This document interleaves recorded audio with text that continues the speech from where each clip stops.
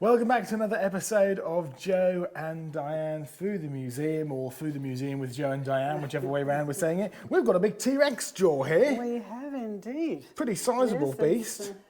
Seriously big jaw, this one. Pretty serious looking teeth as well. Yes. And of course we dealt with teeth last time and how you only can tell how an animal eats, not what an animal eats. But this time, Diane, we're going to continue with our dinosaur theme because we're going to talk about things like soft tissue in dinosaur bones. We're going to talk about dinosaurs evolving into birds, and we're going to also talk about how the dinosaurs went extinct, because they certainly don't seem to be alive nowadays, do they? No, and some people will be quite glad about that, looking at those teeth. Well, yes, something that size, you wouldn't want that blundering through your back garden. No, not indeed. And of course, with teeth like these living in a fallen world, as we've said about many times, in a fallen world, these teeth are, well, he's pretty well equipped to eat meat, even though if he wasn't designed to do that in the first place, you probably wouldn't want him around. And that may actually be a little interesting thought as to why the dinosaurs went extinct. Maybe humans hunted them. But we'll talk more about that later, Diane. Let's talk now about the concept of soft tissue. Now, you remember we spoke about bones like this giant iguanodon bone that we got from the Isle of Wight, and we spoke about permineralisation. So just briefly recap to us what permineralisation means. Permineralisation means that the bone has been infiltrated with minerals. In other words, minerals have been carried into it because bones are full of tiny cavities, tiny little passages. They're microscopic, but of course water will flow through those and carry minerals into the bone, and it will be deposited in those cavities. Now, the bone substance has not been replaced by the minerals have just been added to it. Right, so the actual original bone that was inside the dinosaur is still here. Yes. And that's a real key thing, because permineralisation is a process, and it's the process which preserves the bones. Nothing to do with time, nothing to do with millions of years, it's all to do with that process. So what we're going to be speaking about today is a lot to do with process, and to really illustrate that process, Diane, either we need to go over to our processes table over this way. So why don't you lead us down there, and we'll have a look as we go.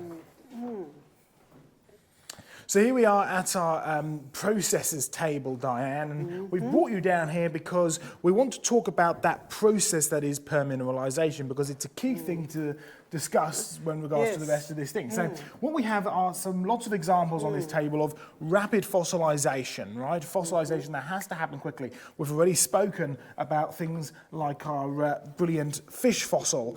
We've spoken about things like our multi-fish fossils and so on and so forth, and our petrified roses and stuff like that. But what we have here, Diane, is one of those famous fossil teddy bears, or really permineralised teddy bears, because as we said in the last episode, fossils are only generally regarded as fossils if they're over 10,000 years old. That's the standard story that's promoted in the scientific news and the educational material these days, yes. But what we've got here is a teddy bear that has been permineralised.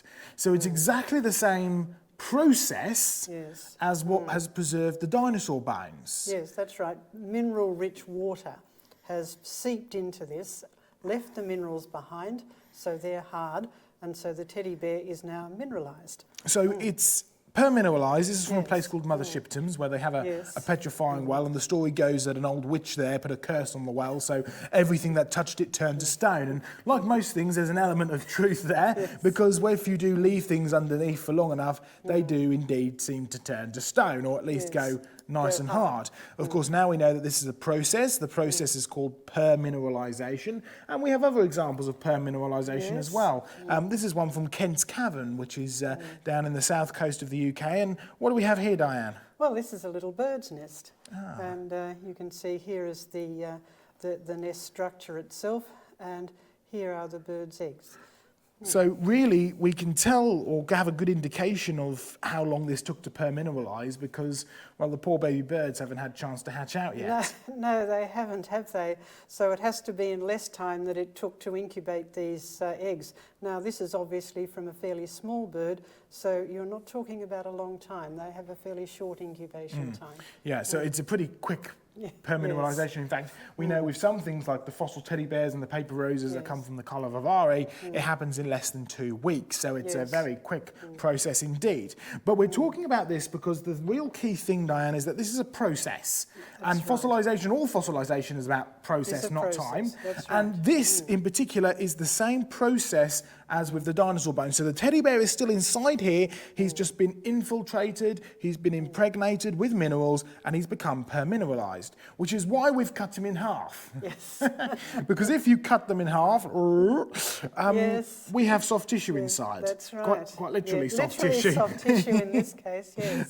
It's all this teddy bear stuffing. You can actually see, look, Diane, you can see where the minerals have begun to permeate that teddy bear. Yes, the fur, they're made out of fake fur, so you can see the structure of the fake fur. It's still there. It's still there, and it's become pretty hard inside, infiltrated, but it hasn't managed to get all the way inside.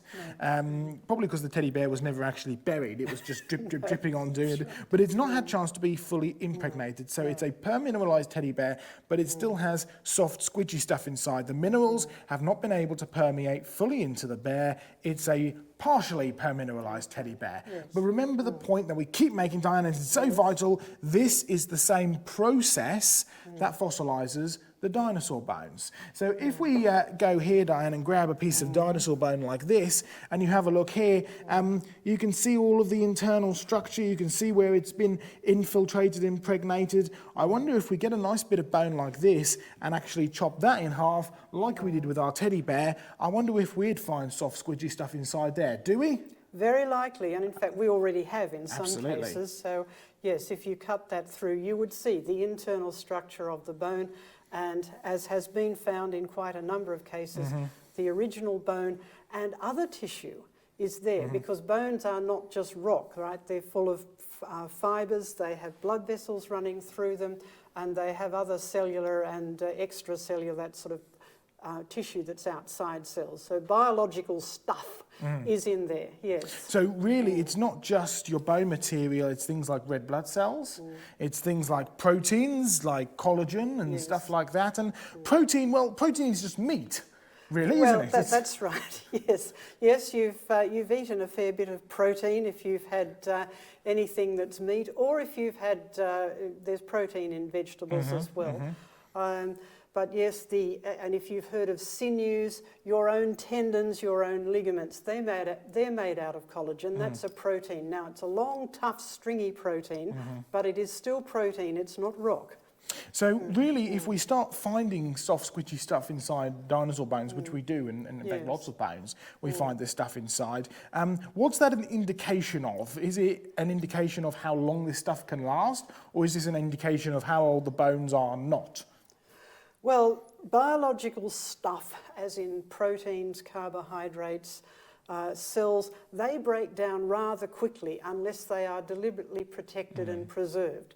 So if it just gets buried out in the soil or out in the environment, it's not going to last very long, and it's certainly not going to last millions of years.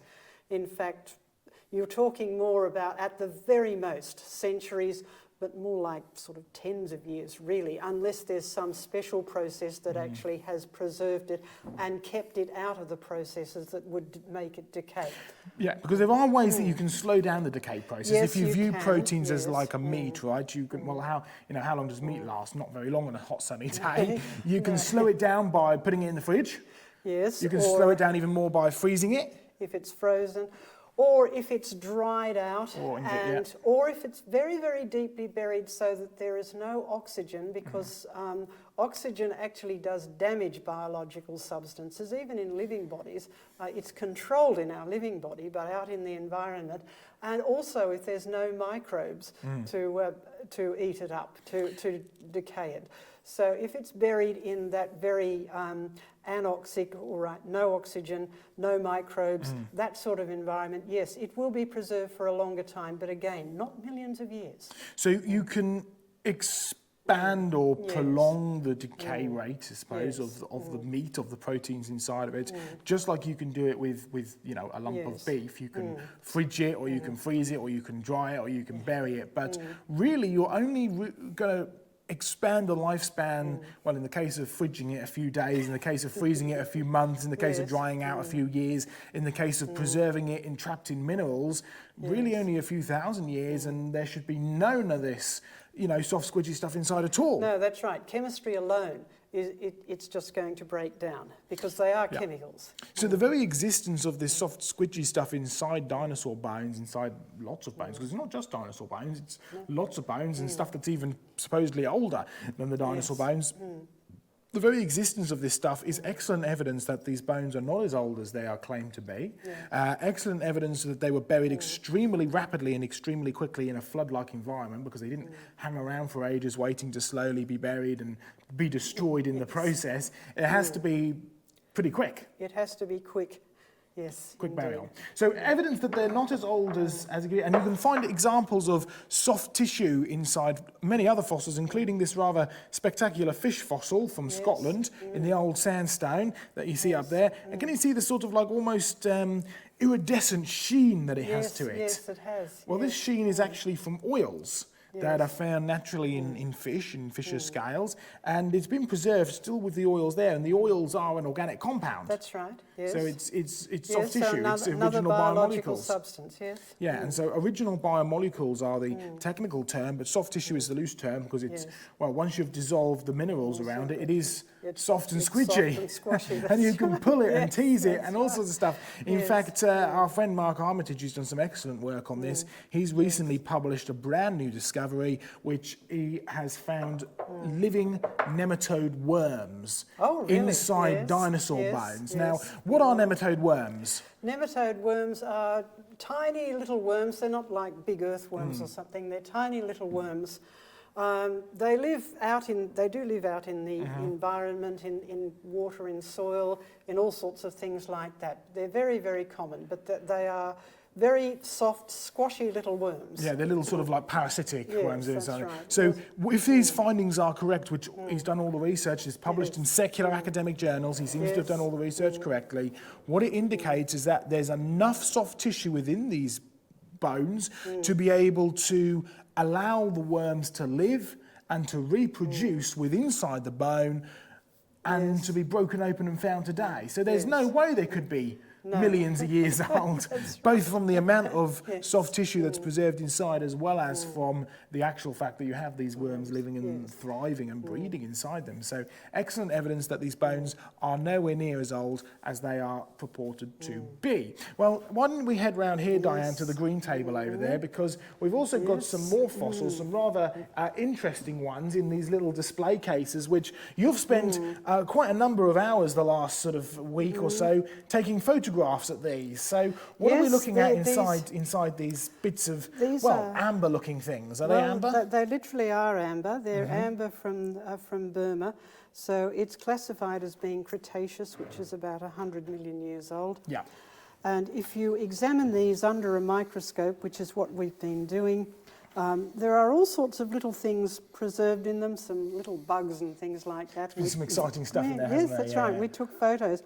But the most intriguing thing that we found in here was some small feathers. Now, they're tiny, weeny, little downy feathers.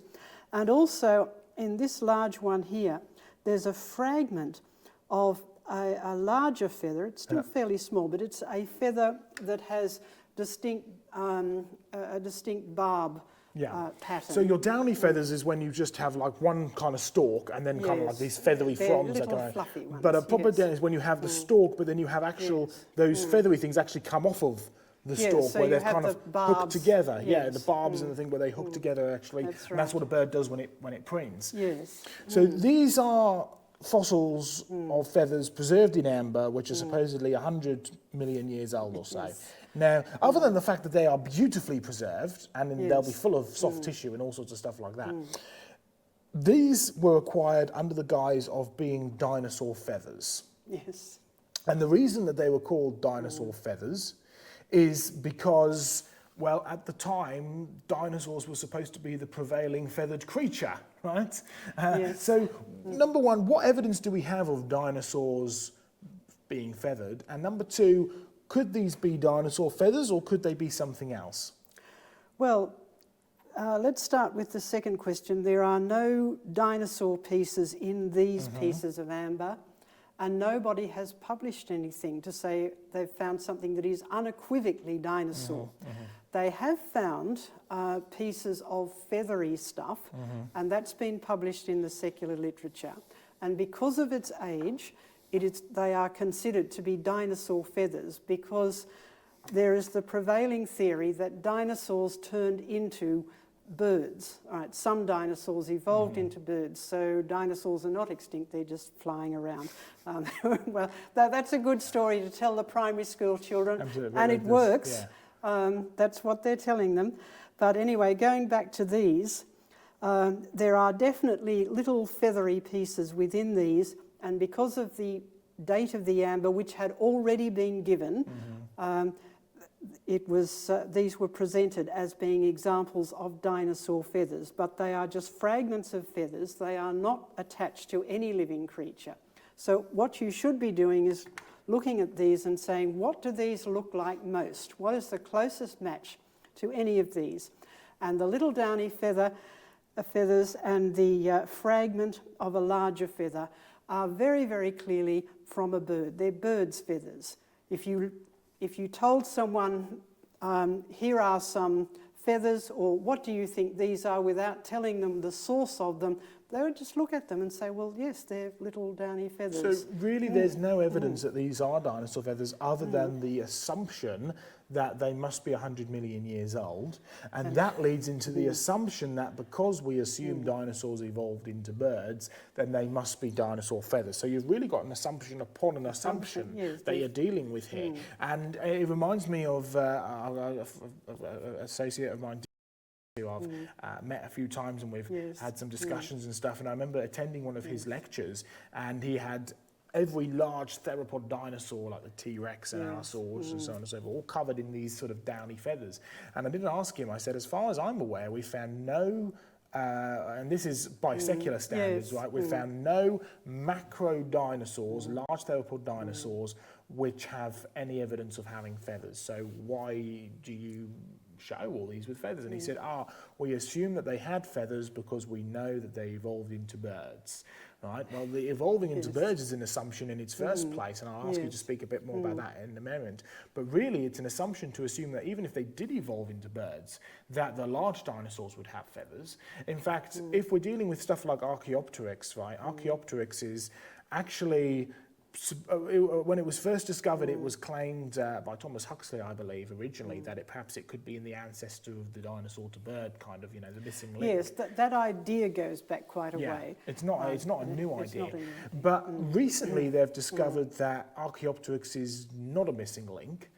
It is actually a bird. That's right.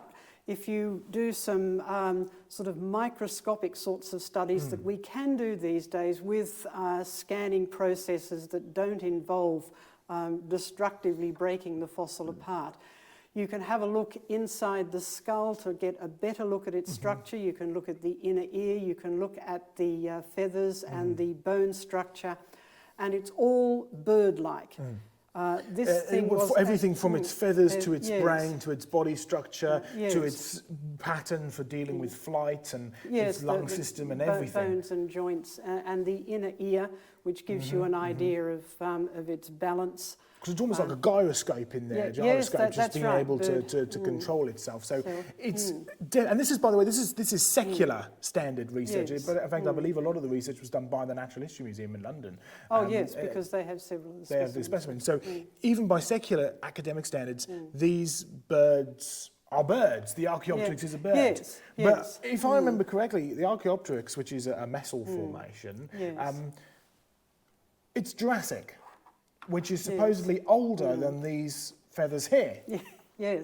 Yes, that's right. So this is an example of academics who live in their own little world and they don't put things together. In fact, I remember a beautiful diagram from National Geographic which showed your velociraptor evolving into a modern-day corvid, right, or a modern-day crow, and they had this beautiful pattern. And the last bird, or the second to last bird, was Archaeopteryx, and it was the oldest specimen out of all these lovely specimens leading up from dinosaurs to modern birds. So the dates are just all over the place. Oh, There's no reality represented here in the slightest. So really, we have no evidence of dinosaurs evolving into birds.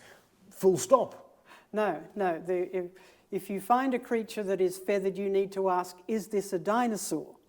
And if you look at it closely, do some really good study of its brain, its inner ear, its joints, the answer is no. It's an odd-looking feathered creature, but it's not a dinosaur.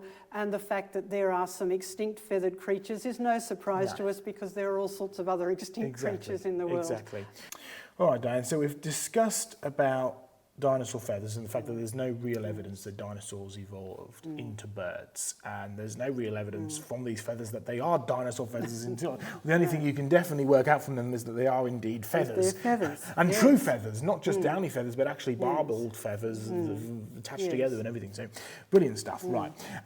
Well, I want to talk about one more aspect, because we've spoken about feathers, we've spoken about dinosaurs and evolving into birds, we've spoken about soft tissue inside dinosaur birds. And we've looked at the last episode at the size of eggs and dinosaurs going onto Noah's Ark. So if they went onto Noah's Ark, which the Bible says that dinosaurs did go onto Noah's Ark, being land-dwelling, air-breathing animals, which is what the dinosaurs are, then the dinosaurs presumably would have come off the Ark, and they're not here today.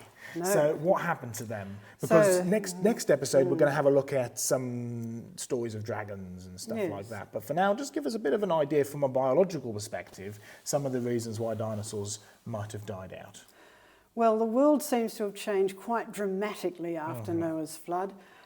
We are on this pathway ever since the fall of man of going downhill. The world started out good. It started going downhill with human sin and God's judgment. God cursed the ground. After Noah's flood, God warned Noah that the earth would go through periods of, well, regular patterns and cycles, but also patterns of heat and cold. So we're starting to get extreme seasons. That's also the time that God gave human beings permission to eat meat. So he knew that the environment was not going to be good enough all over the world to sustain people on a plant-based diet. And so that means it would be the same for the animals. So the environment is definitely going downhill, which means some animals would cope with that, some animals would not. Now, if human beings were given permission to eat meat, that means you've actually got to go out and hunt it and kill it. And the same with animals who need to eat meat because they can't get enough nutrition from plants, are going to go and hunt other animals. So dinosaurs may have died out for a number of reasons. Just the sheer degeneration of the environment made the world a much harsher place, particularly for a reptile. They don't tend to do very well in extremes of climate. They wouldn't get enough nutrition.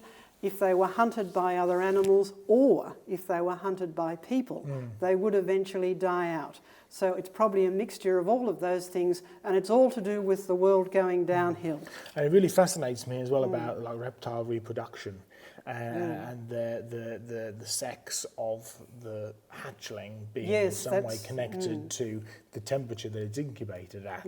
And so in an extreme case like a crocodile, the embryo, if it's incubated at a warmer temperature, will actually develop into a female, cooler temperature into a male. And in other reptiles, the sex is predetermined, but if it's a higher temperature, then only the females will hatch out, the male eggs won't develop, or if it's cooler temperature, only the males won't. So with a change of climate, and it's that good to bad to worse concept, right? We're in the worst bit now, and the worst was after Noah's flood, right? The world changed from good to bad when man sinned. The world changed from bad to worse when God judged the world in a global flood, and as a result of that, your dinosaurs, well, if only males are hatching out, a couple of generations later, you're dead. That's it. I'm afraid so. It's extinction for you, you know. So there's so much. It certainly wasn't a great big meteor impact wiping out all life on Earth.